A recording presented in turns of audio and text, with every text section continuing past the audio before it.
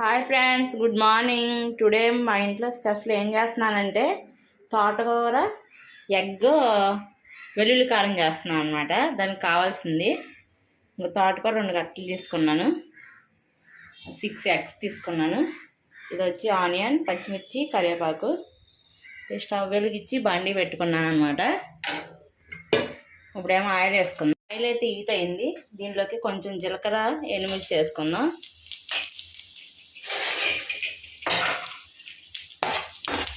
ఒకసారి తిప్పేసుకొని ఇప్పుడు ఆనియన్, పచ్చిమిర్చి, కరివేపాకు వేసుకుందాం. ఒకసారి ఇలా కలిపేసుకొని ఆనియన్ అయితే రెడ్డిష్ వచ్చేసింది కదా, బాగా ఎగినాయి. ఇప్పుడైతే తోటకూర వేసుకుందాం. సిమ్లోనే మగ్గనివ్వాలి. తోటకూర వేసుకున్నాక సరిపడా పసుపు, ఇంకా సాల్ట్ కూడాను. ఆకుకూర తోటకూర అయితే మగ్గిపోయింది. ఇప్పుడు దీంట్లోకి మనం మిక్సీ చేసుకున్న జీలకర్ర, వెల్లుల్లి కారం వేసుకుందాం.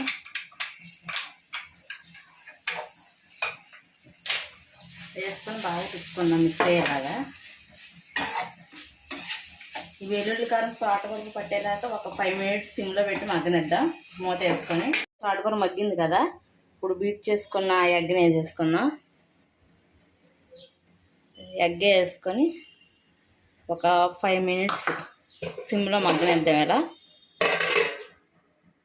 కుక్ అయింది లేదు చూద్దాం ఒకసారి. ఎగ్ అయితే ఇలా కుక్ అయింది కదా, ఇప్పుడు ఇలా అనుకోవాలి. మొత్తం తోటకూర అంతా స్ప్రెడ్ అయ్యేలాగా చేసుకోవాలన్నమాట.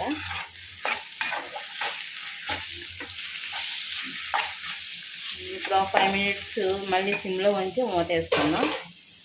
కర్రీ అయిపోయిందో లేదు చూద్దాం. ఇదైతే అయిపోయింది. తోటకూర ఎగ్ అండ్ వెల్లుల్లి కారం అయితే రెడీ అయిపోయింది. ఈ స్టైల్లో మునగాకు, పాలకూర కూడా చేసుకోవచ్చు. ఓకే ఫ్రెండ్స్, మీరు ఎప్పుడైనా ఇలా ట్రై చేస్తారో లేదో కామెంట్ చేయండి. Bye bye. Hi friends, good afternoon. Today మా ఇంట్లో స్పెషల్ ఏంటంటే చూపిస్తారండి. ఇవాళ వచ్చేసి స్పెషల్ ఏం చేస్తానంటే కోడిగుడ్డు తోటకూర వెల్లుల్లి కారం చేస్తాను. ఇది ఎలా చేస్తాను అంటే యూట్యూబ్లో పెట్టాను చూడండి. ఇంకా దీంట్లో కాంబినేషను పచ్చిపులుసు,